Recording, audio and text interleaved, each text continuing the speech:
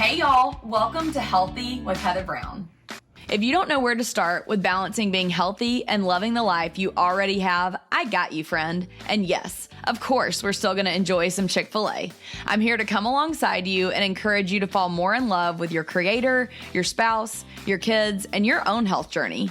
We'll talk about how to let your good things grow until they become daily habits, with the occasional dad joke and point of view from my Yankee hubby, Eric. Don't stress. Let's hop on this Hot Mess Express together. So join me, Heather Brown, as we unpack what it looks like to live a life well loved.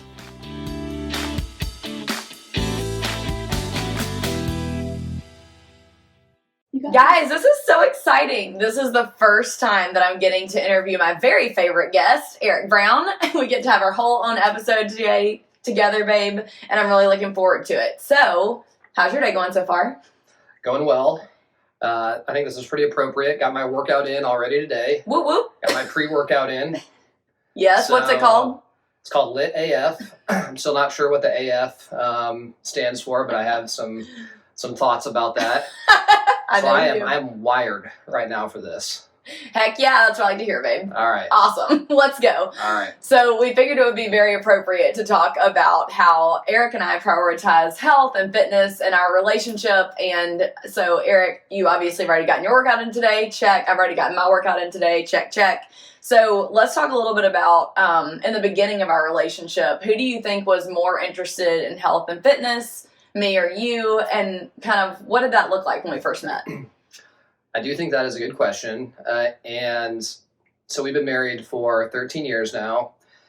And I think it's the way we view fitness, it's kind of evolved, just like our relationship has evolved over those 13 years. From the very beginning, I think we realized how important it was to be physically fit. But I think as we've gotten older, it's only been emphasized even more how important that truly is. But I think when we first started dating and when we got married, I wouldn't say it was a top priority in our relationship. I would agree with that. And I actually think maybe we can even talk a little bit about our parents. Like, I feel like your parents modeled for you maybe even working out and such more than my parents would have. What did that look like for you growing up with your parents and kind of what you saw modeled for you? Well, one thing we both talk about as well too is, growing up in the 80s, fitness I feel like was first starting to become more popular and more accepted. But even then, we talk about, our diets growing up in the 80s, the early 90s, and how much more diet and exercise has been emphasized over the past 10 years.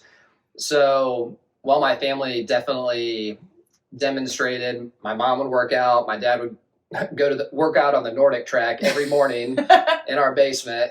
Big Nordic track fan. But yeah, I always had that background, but never really the intensity, or I would say the routine, was really instilled. I think that's just kind of something that comes with just natural growth and maturity as well too.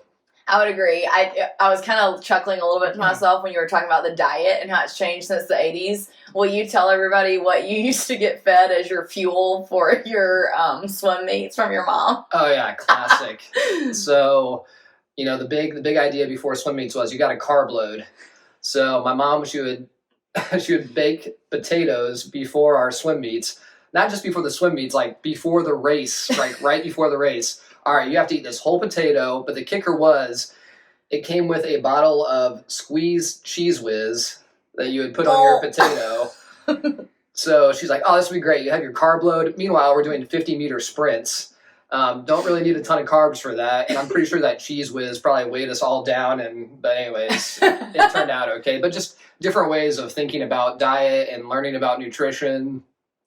But yeah, the baked potato was... That takes the cake. Takes the cake. You live and you learn. Most definitely. Oh my gosh. So, and I would say that I grew up where we ate a lot of casseroles, a lot of sweet tea. Being in the South, I mean, every meal sweet tea was served, and you had to either have your mashed potatoes, which my mom homemade pretty much 5 days a week, which is really impressive now when you think about it, actually.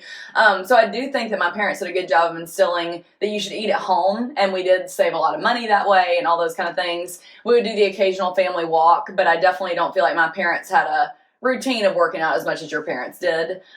Even though my dad's job was pretty physically demanding, so he inevitably stayed more in shape, I think, than most people. And then my mom was a mom, so she was a stay-at-home mom running around trying to keep up with us, and we all know that's kind of a workout, keeping up with young kids anyway.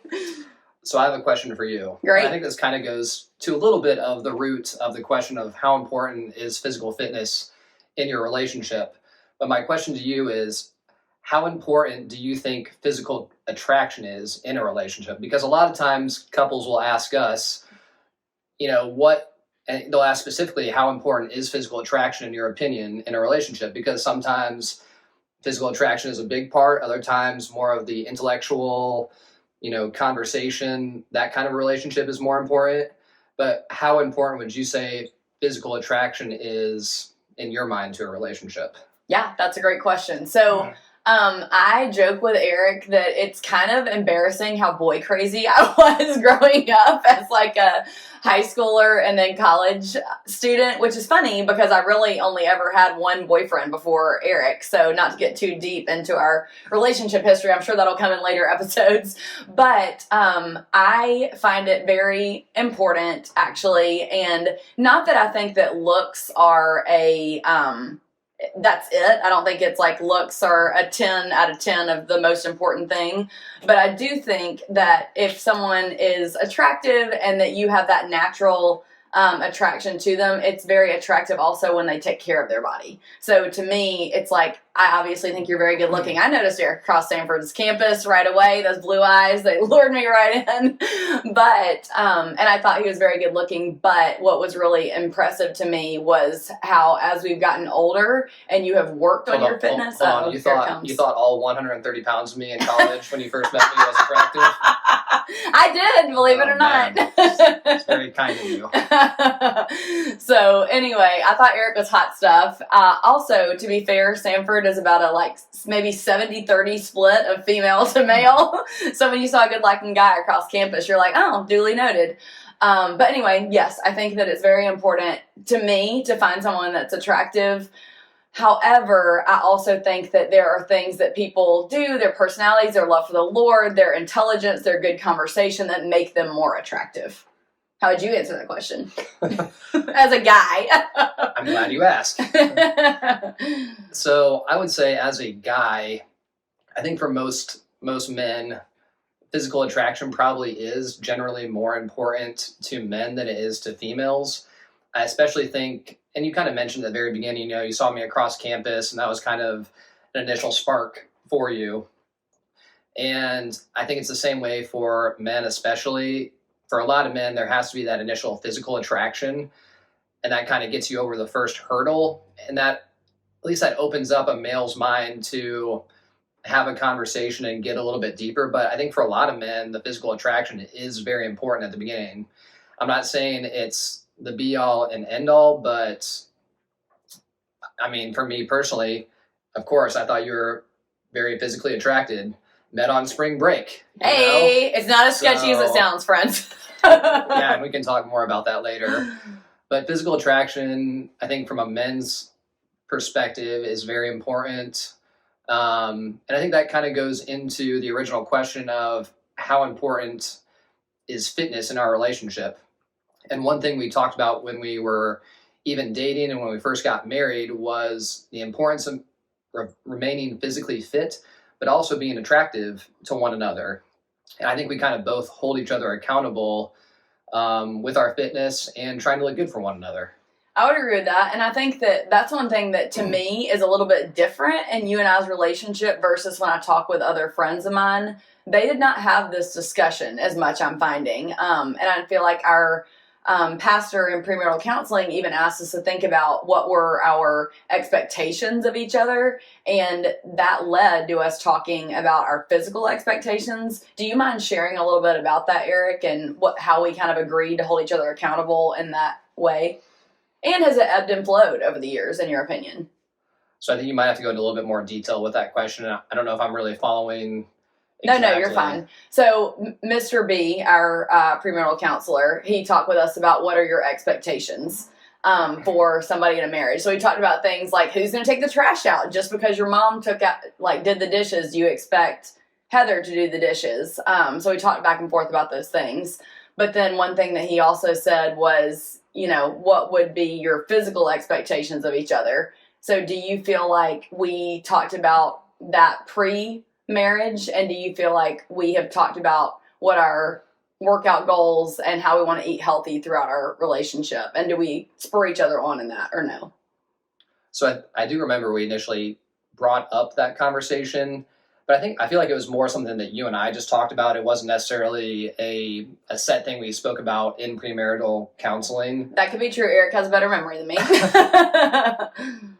But I mean, kind of like, we were just talking about, we always said, so I remember specifically what we did talk about was, I said, Heather, I want you to hold me accountable if you ever feel like maybe I'm not working out as much, or, for whatever reason, maybe just haven't gotten out of those routines or those healthy habits. I want you to hold me accountable and be truthful with me. And you said, I completely agree. I want you to do the same thing with me. Fortunately, we haven't had to have too many of those conversations or discussions, as we call them. But I will say, I think it's a matter of holding each other accountable. I see you working out a lot, and that makes me want to work out even more.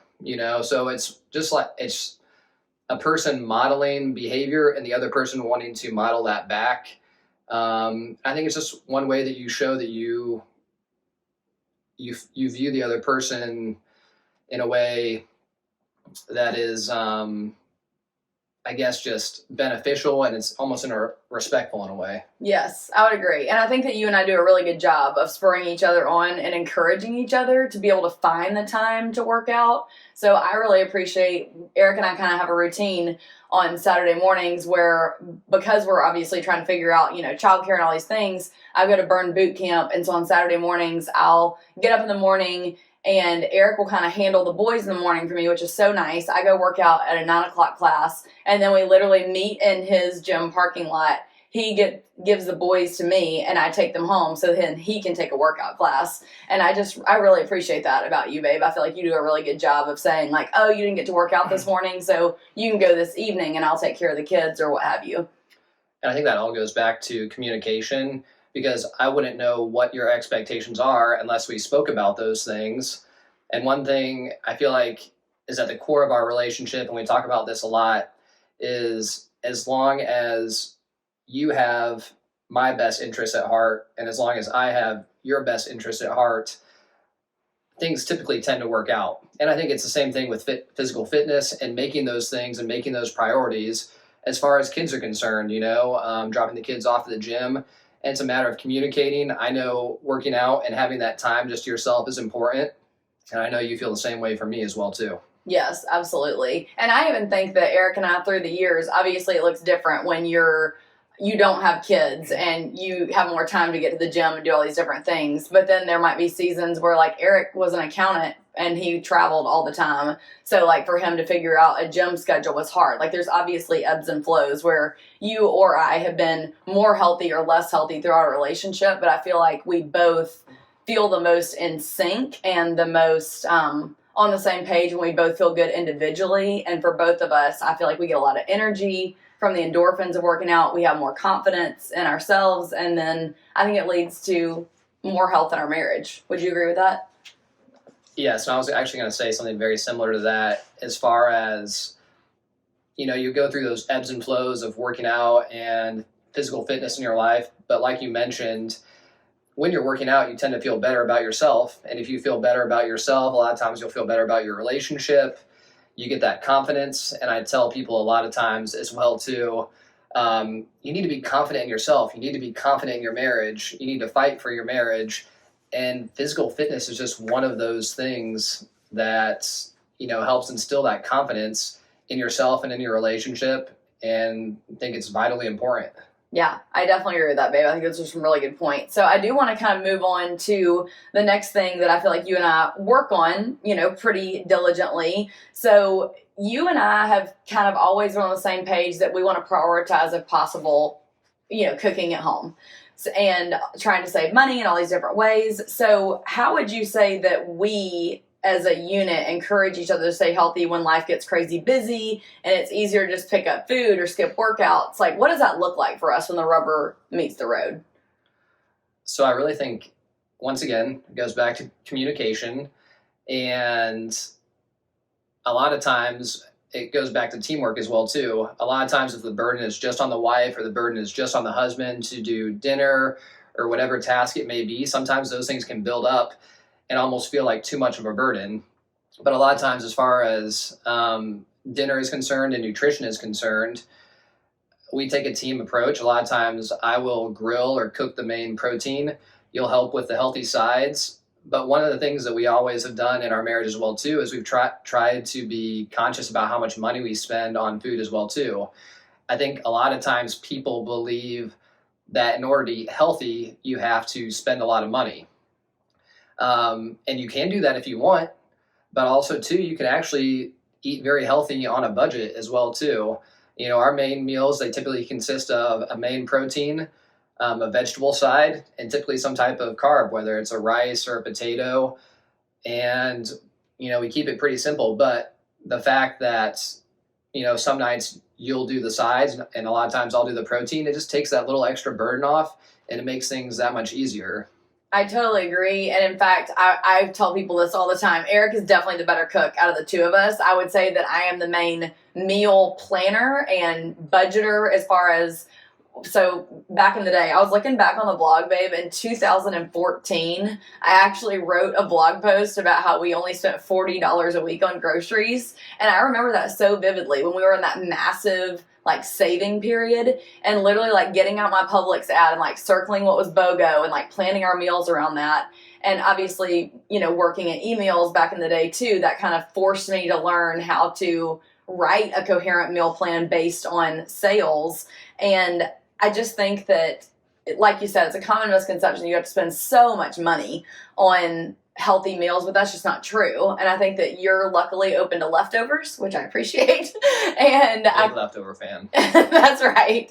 And we also, I would say, really try to simplify. So Eric keeps talking about communication. That's 100% true. Typically on Sunday, I'll sit down and make our meal plan for the week. And Eric might say to me, that doesn't really sound good to me this week. Can we try to figure out something else? But in general, we are doing what you said. We're doing a protein that you're grilling, a couple sides, and then a lot of times we'll do breakfast for dinner because it's easy. You can make healthy choices with that. We can make things the kids like.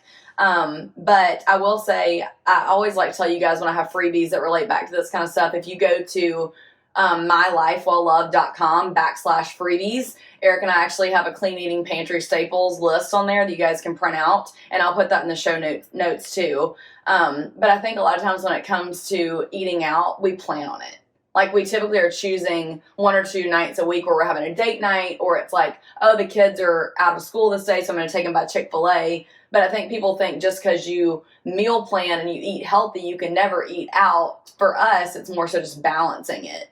Would you agree with that? Yeah, most definitely. I think definitely in today's culture and environment, there's always that pressure to try and fit in that last practice for the kids, you know, that last activity, that last birthday party for the kids, with work, all the different work commitments that people have. It's so much more important to try and simplify the things that you can in your life and to communicate with one another to figure out what those priorities are so that you're both on the same page. And yeah, simplification is key. And we talk about that a lot as well too. Yes. Simplify, simplify, simplify. That's like my motto. I feel like I try to say that as much as I can. And my dad used to always say the quote, which I don't know if this is a common one or just my dad being old school, but he always says, keep it simple, stupid. Old school wisdom. Very wise man, Mike is. That's right. Okay, so Eric, why don't you share a little bit about creative or doable ways that we try to get active as a family and or instill the love for taking care of your body and fitness with our kids? So I think you touched on this a little bit before, how we don't view our kids as an impediment to our physical fitness or our diet. Kids can be picky eaters, but a lot of times what we cook is what they're going to eat. And I remember when Leighton was young, people would always say you would take Leighton to the gym or you would take them wherever you went, and they would call Leighton your ride or die because he was always with you. That's true. So it's one of those things, we talk about this in our relationship. We never want our kids to dictate or be the main priority in our relationship. Obviously, they are a big priority, but our main priority is us and putting our relationship above our kids. Now, our kids are right below, don't get me wrong, but our relationship is number one, because we know if our relationship is healthy, it's going to be beneficial for our kids as well too. Yeah. But as far as practical ways are concerned, and simplification, you are a big proponent of walks as a family, and that's one thing my family did growing up as well too. Now, having said that, I have very specific memories of a lot of times griping and complaining about going on those family walks. Right. And probably our kids will feel the same way. But as long as you two can get out, get some fresh air, have an opportunity to maybe have those discussions that you are unable to have in the hustle and bustle of everyday life, that's a very big thing. One thing that you have emphasized this summer is trying to get outside more with the kids. Now, granted, it is literally 98 degrees outside right now, which makes it a little bit more difficult. True that.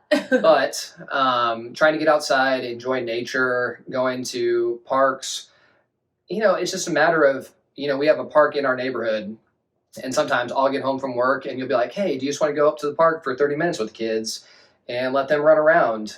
Yeah, let's go do that. Sometimes we'll grab some food or a little snack and take it up with us, but it's just those little simple ideas that you can implement in your day-to-day life. What would you say? I actually really love that Burn Boot Camp does have free childcare, so I feel like our kids are seeing us modeling, like taking them with us to the gym, so it doesn't feel like, hopefully when they're older, the gym is a less intimidating place to even walk into, just because that's what they've grown up doing, is just going to the gym with me day in and day out. And especially during 2020 when everything shut down, like Leighton and Finn got to watch me and people, whoever in the neighborhood at home working out. So they got to see that in person as well, which I think is super cool to model that for them. And then also, Eric's really good at incentivizing our kids with treats or whatever the case may be. Healthy treats, of course. Oh yeah, obviously. Wink, wink. But we will even tell them, like, we're going to go to this neighborhood and go on a hike, but then afterwards we might go over to the little neighborhood ice cream shop and get a treat for them or something. So they, like, I love that when we go to Moss Rock Preserve and then we go across the street and we'll be like, you guys can get a lemonade and we'll split an appetizer or whatever. So I'm going to let you in on a little secret, all right? Oh gosh, here it comes. So the incentive is not only for the kids, it's also for me, because a lot of times I know there's a cold beer at the end of those walks as well too. So, you got to get the kids involved to get yourself a little something too. Right. Treats for Eric, yeah. Treats for the kids. Incentives are key, that's for sure. So true. Okay, so Eric, then talk a little bit about our diet. Do we tend to do the same diet? Do we vary it? Do we juggle different tastes in food and diets and compromise together with us and our kids? So we definitely go through different diets, but I would say about 90% of the time, our diet is fairly normal. It's what we talked about already. It's trying to eat in our house as much as possible.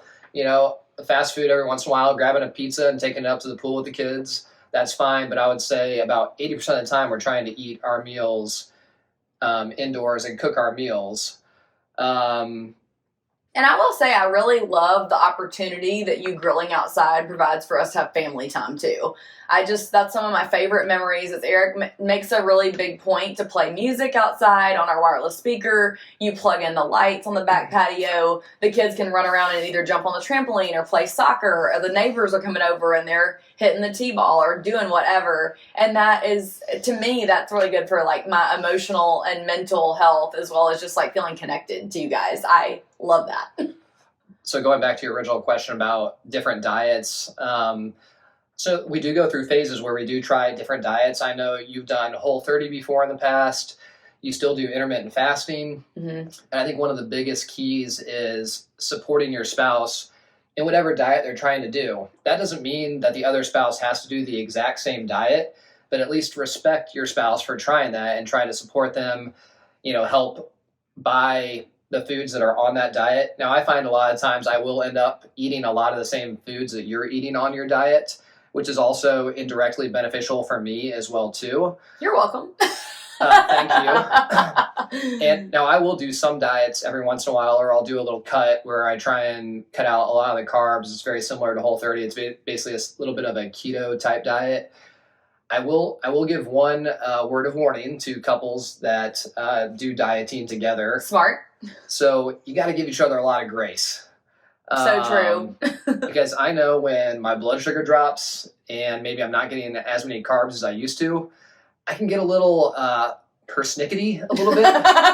Good word. If you will. A little agitated. They call it like the Whole30 flu, The Whole30 right? flu, yeah. It literally feels like the flu, but basically just your temper gets a little bit more short, you get a little bit more agitated, and it's very important to give each other grace. I think you were on a diet recently as well, too, and I can't remember what the specific situation was, but going back to communication, I was like, hey, I think you may just want to realize that you seem like you're maybe just like a little bit more of a short fuse, which is not common for you. You are one of the most patient people I know. But Thanks, babe. I was able, I just wanted you to be aware and give each other grace. Like, I understand we're not eating a lot of calories right now. Let's just understand what's going on here. So true. So true. So very important to give your spouse some grace. Yes, I think that's a really good point. And also, I think that when you are doing different diets and you're trying different things out, like you said, it's really important to be supportive. Like, a lot of times I'll even say to Eric, like, hey, I know you're wanting to start this new diet. What do I need to put on a grocery list at Costco to help support you in that? Or even just communicating about, okay, well, if you're not doing carbs right now, I'm probably going to make a rice on Wednesday night and I'll have that with the kids. But communication, it really does all go back to communication. Another question for you. Bring it. What would you say to a spouse where the other spouse is not on the same page or not as supportive with the other person doing a specific diet? What would you say to that spouse to maybe encourage them or help them not to change their spouse's diet, but basically help them to understand why they're doing the diet? So you're saying, like, for instance, if a wife is wanting to get healthier and the husband's like, no, I still want to eat whatever I want to eat, like, what would I tell that wife to, like, how to persevere? Yes. Okay. I think that I would say to the wife, and I think about this honestly with my kids. So my kids obviously are not going to only eat, like when Eric and I are doing keto, we want them to still have carbs. This is maybe a little bit selfish on my part, but it's a good trick that I've learned. I try to buy things to have in the house for the kids that they will enjoy, that's more carbs, more calories, more sugar, whatever it is. Not that I do that all the time. I don't want people to hear me say that. Just feeding my kids only sugar. But I try to buy things that I don't like. So Leighton really likes Nilla wafers. So I'm like, okay, great. Well, then I'm going to buy the Nilla wafers for him to have as a treat if he eats all his dinner so that I'm not tempted by it. So I think maybe you can even do that with your spouse. Like if you know your spouse loves some of these things, but that maybe aren't your favorite, then you could do that. Or even thinking like, I'm making them this chicken casserole because they want something heartier, heavier, but I'm going to hold out some of the chicken for myself to do, the chicken's cooking in the skillet at the same time as their meal is cooking in the oven. Just to kind of try to find ways to tweak it a little bit. What would you say? So I think a lot of it is, and I would be the first one to admit that maybe early on in our relationship, I was always active, but you were definitely the first person in our relationship to really, I would say, prioritize more of a routine of working out. And a lot of that was Pure Barre, and I was able to see you do that. And, I would go to the Y and work out and get that workout in. But seeing you being consistent with your routines and getting into classes, whether it was Pure Barre or now Burn Boot Camp, it opened my mind up to trying out a different gym, which is Spartan Fitness now, and getting into that routine. So I would say to those spouses is just continue to persevere, show those good, healthy habits. And eventually I do believe a lot of times that will click. Now there are some very stubborn people, and I think there is a way to talk to your spouse in a humble way and in a loving way and explain, I want you to be healthy. I love you. I want you to live for a long time. I'm going to find you attractive no matter what, but, I want you to feel confident in yourself. I've seen the changes in my life, and how I feel, and I just want you to experience that joy with me. So that's kind of how I would address it. Eric, so wise. I'm like, your water blew my answer out of the water. Great job. Thank you. You're very welcome. Okay, so Eric, just for fun, this is going to be the last question that we do. Do you have any good creative date ideas that involve being active together? Eric is really good at dates and planning them, and I so appreciate that about you, babe. I do love this question. I don't know if I originally read in this question, what's a creative date idea? I think I just originally read it as, what's a creative idea that involves being active together? And I can definitely think of some creative ideas how to be active together. Oh, Lord. Classic man answer. Gosh. All right, Eric Brown. And with that, ladies and gentlemen, we're going to wrap this episode right on up.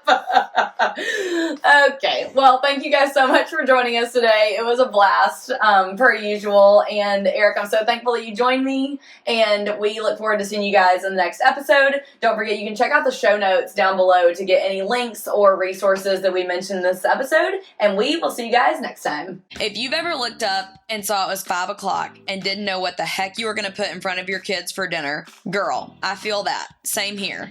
I used to frantically open up my pantry and freezer just looking for whatever I could throw together. Somehow, I landed a job at a meal planning company and I had to figure it all out. I was taught by the #1 meal planning company in the nation how to write meal plans that are time effective, cost effective, and to help get dinner on the table. Period. Over the years, I perfected a system that also makes it healthy. So if you don't know where to start and you feel like you're busting your budget and never know what to eat to be healthy or get your kids to eat it, I've written a comprehensive guide for you and your family. This guide is your quick fix to getting food on the table that's healthy, affordable, and your kids will actually eat.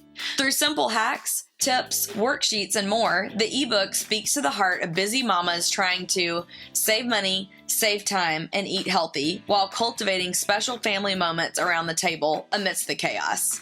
With tons of printables, recipes, and shopping ideas, plus my step-by-step strategy that holds your hand as you set up your own meal plan, you will learn how to shop your pantry and plan in the right order. This book has already been a game changer for so many, so visit www.mylifewellloved.com/ebook to grab yours now and use code PODCAST to get 15% off. Oh, hey there. We hope you enjoyed this episode. Be sure to take a screenshot of your podcast app on your phone, post it to your Instagram stories, and tag me @HealthyWithHeatherBrown to let me know your favorite takeaway from this episode.